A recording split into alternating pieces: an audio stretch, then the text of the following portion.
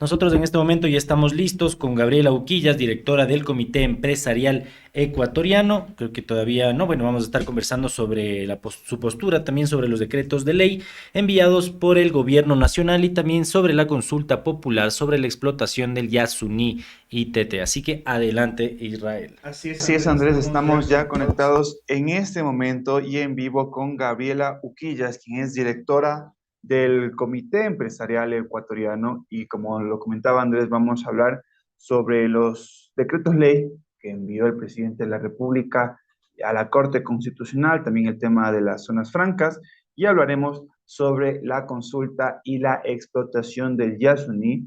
Recordarles que el 10 de agosto también estará en papeletas esta consulta popular, donde existen dos posturas distintas, tanto de los Yasunidos como del propio gobierno nacional, donde se argumenta, por un lado, de que se explote el Yasuní para tener más de 1.200 millones de dólares, y por el otro lado, se argumenta de que no lo hagan, pero que se miren otro tipo de alternativas, que ya lo comentábamos aquí. Una de las alternativas es mirar a los evasores de impuestos. Así que ya tenemos en este momento a Gabriela Uquillas. Muy buenos días, Gabriela. Gracias por estar acá con nosotros. Muy buenos días, Israel, y a todos los que nos ven y nos escuchan. Es un placer y un gusto estar con ustedes. Para empezar, ¿cuál es la postura del comité empresarial respecto a los últimos decretos ley que emitió el gobierno en estas últimas semanas? Bueno, lo primero que tenemos que tener en cuenta es que estamos en una situación sui generis. El Ecuador nunca se ha enfrentado a una ejecución de mandato en muerte cruzada. Es la primera vez que esa figura constitucional se aplica. Y eso ha demandado tanto de la Presidencia de la República como de otros organismos, entre ellos la Corte Constitucional, el irse adaptando a cómo operar en estos puntos. Creemos que el Ujú. presidente de la República ejerce su facultad constitucional el momento que envía los decretos leyes a la Corte, y que la Corte también hace su trabajo cuando los analiza y determina si estos proceden o no. Ante todo, desde el Comité Empresarial somos el gremio de gremios, 138 gremios productivos representados, la gran masa de producción del país en todos los aspectos, servicios, industrias, construcción, comercio. Y lo que podemos decir es que nosotros somos muy respetuosos de las autoridades. Puede ser que no estemos de acuerdo en que los proyectos no se estén tratando con la celeridad que quisiéramos, o que se esté evaluando un tema de urgencia que puede llegar a ser subjetivo. Sin embargo, somos respetuosos de las autoridades, y la Corte Constitucional, como jueces garantes de la Constitución, eh, tendrán sus motivos y han expuesto el por qué han dado paso a uno de los decretos, no así al otro. Y ya entrando particularmente en cada uno de ellos, creemos positivo el tema del decreto tributario, y lamentable que no se busquen estrategias para viabilizar mayores inversiones como el de las zonas francas, pero hay que buscar otros. ¿Por qué le parece lamentable, por ejemplo, de que la ley de zonas francas no haya pasado en la Corte Constitucional? Uno de los argumentos que plantea esa institución es que, bueno, así como que urgente, urgente, no era este proyecto de ley. Sí, este es un tema a mi punto de vista subjetivo, porque la urgencia es la llegada de mecanismos o estrategias que a nosotros nos permitan captar más inversión. Entonces, por ese lado, tenemos una urgencia todos los días, en todos los momentos, porque el Ecuador necesita inversión. Somos un país con baja inversión extranjera, un país que necesita mostrarle al mundo que va a dar los mecanismos y que tiene la seriedad correspondiente para responder. Por otro lado, sí, los efectos de estos proyectos son a largo plazo. Un proyecto de zona franca se pone a 30 años, a 40 años. Es un proyecto muy largo, que efectivamente la Corte ha dicho no es algo que debe definirse en este momento cuando no tenemos Asamblea Nacional. Esos son criterios que nosotros respetamos. Ahora, nosotros creemos que no hay tiempo para perder, y por eso consideramos lamentable que una opción que se ha propuesto no haya sido viabilizada. Sin embargo, repito, respetuosos de los entes jurisdiccionales y de los entes legales, comprendemos lo que ha señalado la Corte Constitucional y lo acatamos.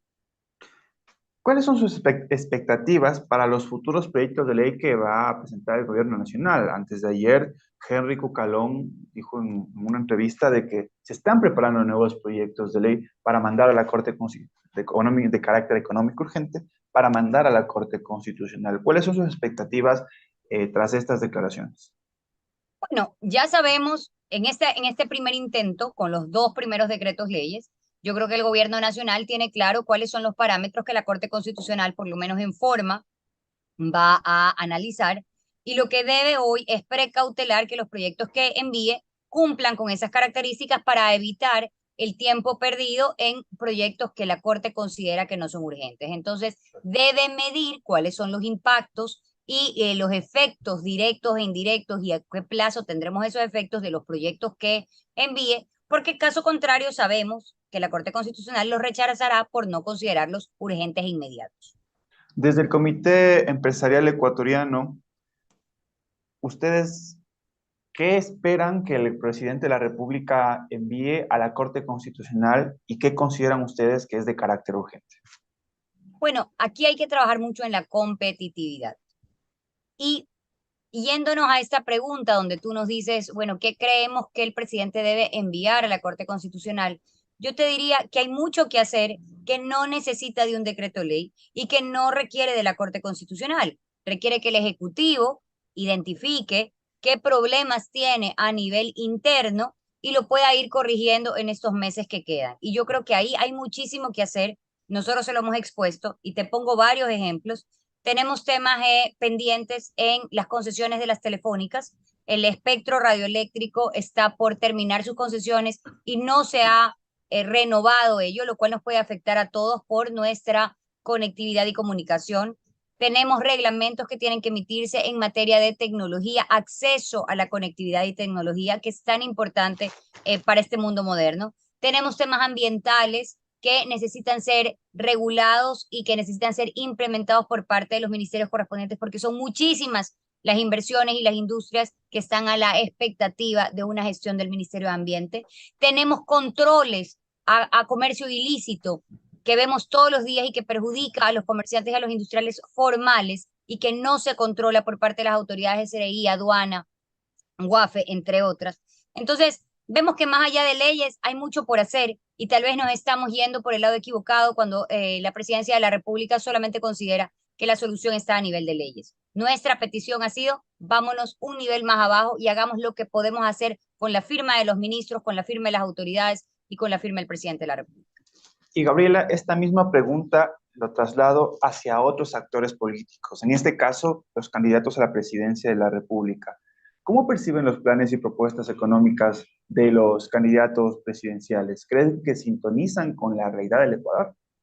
Bueno, la realidad es que yo todavía no tengo clara cuál es la propuesta de cada uno de los candidatos y yo creo que la ciudadanía está en la misma situación. Hemos percibido una apatía importante en cuanto a estas elecciones y eso es bastante negativo porque una sociedad que no se involucra con sus mandantes no sabe a quién le va a terminar dando las riendas del país y debemos conocerlos para poderles dar la confianza de nuestro voto. Y en ese sentido, el Comité Empresarial ha organizado conversatorios con cada uno de los candidatos, no son debates, son conversatorios donde queremos escuchar y entender lo que piensa cada uno de los candidatos y cómo esto se va a traducir en estos aspectos que son tan importantes, pero no solamente para el empresariado, sino para la ciudadanía en general. Debemos recordar que la empresa privada es la que brinda el 80% de las plazas de empleo a nivel nacional. Y ese gran porcentaje de empleabilidad es el que se beneficia o se perjudica cuando hay decisiones de política pública equivocadas. Y por eso lo que estamos esperando es conocer a los candidatos a profundidad, qué es lo que plantean y cuál va a ser su rumbo en el eventual de que ellos lleguen a la primera magistratura. Además de elegir nuevas autoridades nacionales, Ecuador deberá decidir sobre la explotación del Yasuní ITT. ¿Cuál es la postura del sector empresarial sobre este tema? Bueno, nosotros creemos que los recursos naturales bien pueden explotarse de una manera consciente, de una manera cuidadosa, que no se repitan los errores del pasado en cuanto a el perjuicio al medio ambiente y a las comunidades. Pero también tenemos que tener en cuenta que somos un país que depende de recursos y muchos de esos recursos vienen del petróleo, de la potencial minería, para no depender únicamente de los impuestos, que es la otra fuente de recursos que tenemos. Entonces, creemos que una explotación responsable del Yasuní sería y es beneficiosa para el Ecuador. Dejar de explotar el Yasuní representa 1.200 millones menos en nuestro presupuesto. que no es nada despreciable cuando tenemos altas tasas de desnutrición infantil, tenemos altas tasas de falta de escolaridad, tenemos altas tasas de violencia y de falta de oportunidades. Entonces, cada recurso suma cuando es bien utilizado. En ese sentido, repito, nuestro planteamiento, explotar de manera correcta y también abrirle un espacio a los candidatos que proponen la no explotación y más bien preguntarles cómo vamos a sustituir esos recursos que dejaríamos de percibir. Gabriela, se habla también de que, bueno, no deberíamos depender del tema de los impuestos y que dejar de explotar a Yasuní significaría un perjuicio para el Estado. La pregunta es, en el SRI existe un ranking de deudas de empresas morosas con el Estado ecuatoriano. ¿Qué también se puede hacer por ese lado? Si se habla de que no debemos vivir de impuestos, ¿por qué estas empresas, que son como 500, no pagan sus impuestos? Bueno, creo que esa es una pregunta muy particular hacerle al director del Servicio de Rentas. ¿Qué está haciendo él por cobrar los impuestos? Nosotros creemos firmemente que todas las autoridades de control deben cobrar lo que se debe. Si usted me pregunta a mí, nosotros peleamos por bajar impuestos, es correcto, pero bajar impuestos para todos.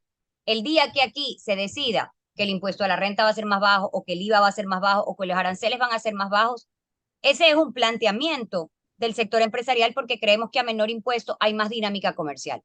Pero nosotros lo que buscamos es una regla de juego para todos. Mientras la regla de juego sea que el IVA es del 12% o que el impuesto a la renta está en diferentes tarifas para las personas naturales, por ejemplo, entre 15, entre 20, entre 25, lo que tiene que pasar es que se cobre lo que debe cobrarse. Y si hay alguien que no ha pagado, pues el sector empresarial y el Comité Empresarial Ecuatoriano es el primero en decirle, SRI, aduana, vaya, cobre. Tanto es así, Israel, que nosotros mantenemos una comisión de lucha contra el comercio ilícito conjuntamente con el SRI, con la aduana y con el Ministerio de Economía.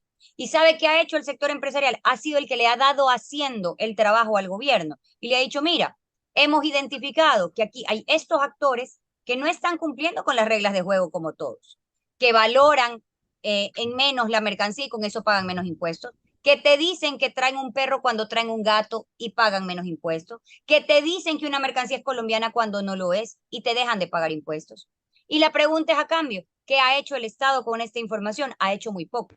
Entonces, lo mismo que tú preguntas es qué pasa con esa lista de potenciales deudores, yo creo que es una pregunta muy válida, pero el interlocutor correcto es el director del Servicio de Rentas o el director de la aduana, quienes tienen la responsabilidad de recaudar lo debido. Claro, pero desde el Comité Empresarial Ecuatoriano, ¿cuál sería su postura a propósito de eso? Porque, por ejemplo, conversaba con algunos economistas y son más de 6.000 millones de dólares. Y se habla de que estos 6.000 millones de dólares podrían ser una alternativa distinta a la misma explotación del Yasuní ITT. Yo no creo que deben haber alternativas distintas, yo creo que deben haber alternativas que se sumen frente a las múltiples necesidades que tiene el Ecuador. A cada individuo que no ha pagado lo que debe pagar, deben cobrar. Esa es la posición del comité empresarial. Si hay 6.000 o hay uno que no ha pagado lo que correctamente le corresponde, hay que cobrarle. Pero por otro lado, si estos actores están en procesos de revisión,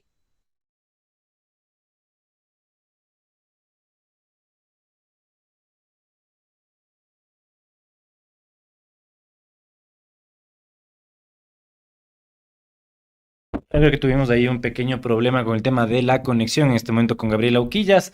Ya vamos a ver si podemos retomar también esta entrevista conversando con la directora del Comité Empresarial Ecuatoriano, un poco también sobre el tema del Yasuní, qué es lo que está pasando, por qué no se les cobra también a las grandes empresas morosas que deben más de, si no me equivoco, Pancho, son...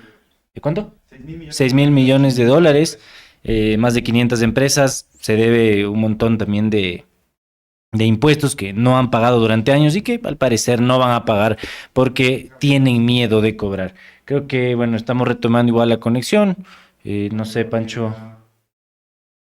Nos estamos conectando en este momento. Aparentemente es un problema de internet. Esperemos que se solucione. Y pues, como mencionaba Andrés, el tema de impuestos es bastante complejo en el país porque lo dijimos en un video donde hablábamos de los impuestos de los candidatos. Hablábamos exclusivamente del caso de Jan Topic y Daniel Noboa. Y en realidad era bastante interesante ver que si es que se cobran los impuestos a estas 500 empresas, se tendría más de lo que genera el Yasuní en un año. Esa sería la cifra, la cantidad de dinero que se lograría recaudar si es que se lograra cobrar los impuestos a estas personas que, bueno, no son personas, son empresas millonarias que hay en el país, solamente el señor Daniel Noboa, bueno, él debe conocer la situación de la empresa, de su familia, porque es la bananera Noboa la que debe muchísimo dinero. 80 millones. 80 millones de dólares, cree Israel. Y no existe aparentemente la intención de pago. Aparentemente no. Y decíamos, el señor Daniel Noboa sabe de esto. ¿Por qué? Porque él varios años fue parte de Grupo Noboa, de la empresa, macroempresa, del grupo empresarial Noboa. Él trabajó ahí con cargos directivos importantes, porque nos comentaban en el video que solo decíamos que él debe de saber porque es de la familia. Pero no, porque trabajó ahí, pues por eso él debe de saber. No es que nos inventamos, no es que todos los hijos saben todo de sus padres. Porque Sabemos son que no es así. corruptos como los papás. Claro, No. claro. Solo que existe una ligazón directa en el tema administrativo y en el tema de negocios. O sea, claro, entonces dices, tú trabajas en una empresa, en un cargo directivo alto y no sabes realmente cuánto debe al Estado tu empresa, o tú no tienes nada que ver, sería muy raro que no sepas, ¿no? Quiere decir que solamente Claro. estás ahí por deporte Y es prácticamente. lo que nos dijo, por ejemplo, Jan Topi, con quien conversamos para esa nota y nos explicaba, porque Telconet tiene un proceso de deudas impugnadas. Significa como que están en debate ahí con el gobierno nacional, ahí peleando esa deuda.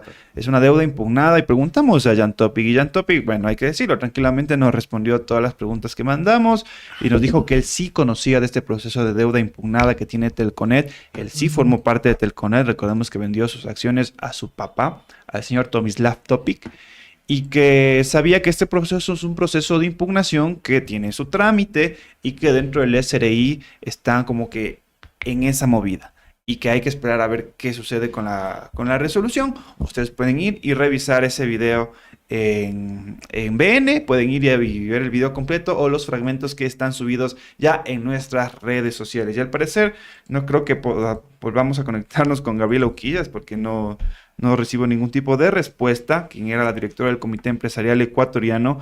Creo que sí accedió desde la página del Comité Empresarial. Mientras tanto, Andrés, comenta un chance mientras me conecto con Gabriela. Sí, igual ya nos estamos preparando porque igual estaba muy interesante también conocer sobre todo lo que se propone alrededor de lo de la consulta. Justo el otro día hablábamos de un poco de las voces también que hablaban de que sí querían que se explote el ITT y ahora comienzan a salir otras voces, ¿no? Y comienzan a salir otros argumentos y me parece algo interesante. Otra cosa que habría que decirles es que nosotros estamos gestionando, no es nada seguro, pero estamos gestionando igual ahí poder hacer un reportaje en el bloque 43. Sería también un aporte interesante desde el periodismo poder hacerlo, así que manden buenas vibras, y manden donaciones también para que podamos ir y solventar todos los gastos que tendríamos que hacer. Ahora sí, estamos listos con Gabriela Uquillas y ya vamos a seguir con la entrevista. Adelante, Israel. La entrevista, Gabriela, bueno, tuvimos una pequeña interferencia con Internet, no sé qué está pasando, bueno, sabemos que el Internet es así.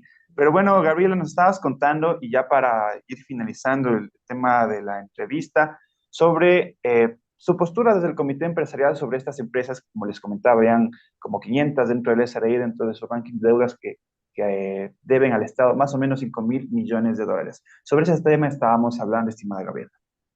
Sí, bueno, como te decía Israel, desde el Comité Empresarial nosotros creemos que a todos los malos actores de la sociedad hay que identificarlos, perseguirlos y sancionarlos. Entonces, si existe una o 500 o 5.000 empresas que de una u otra forma no han satisfecho lo que les corresponde al Estado ecuatoriano, pues deben perseguírselas y buscar que paguen lo debido, además de sancionárselas por los incumplimientos. Esa, como yo te mencionaba, insisto, es una pregunta muy buena hacérsela al director general del Servicio de Rentas Internas y preguntar qué están haciendo para recuperar esos valores que se han determinado se deben. Ahora, también hay que tener en cuenta que para que una deuda sea considerada exigible, tiene que haber cumplido todas sus etapas legales. Entonces también tenemos que tener mucho cuidado cuando se lanzan números o cifras y no estamos seguros si es que se trata de deudas firmes y ejecutoriadas o deudas en proceso de cobro. Las deudas firmes y ejecutoriadas deben cobrarse y esa es la posición en todos los aspectos del Comité Empresarial Ecuatoriano. Claro, justamente el dato que te comentaba es de deudas firmes, porque estaba justo revisando el ranking de deudas del Servicio de Rentas Internas y son las deudas firmes. 500 empresas más o menos son las que deben 6.000 y pico de millones de dólares. Claro, y lo que tiene el sector público, que no lo tiene el sector privado, porque si a ti mañana alguien te queda debiendo, tú no tienes esta facultad, es la facultad coactiva para el cobro.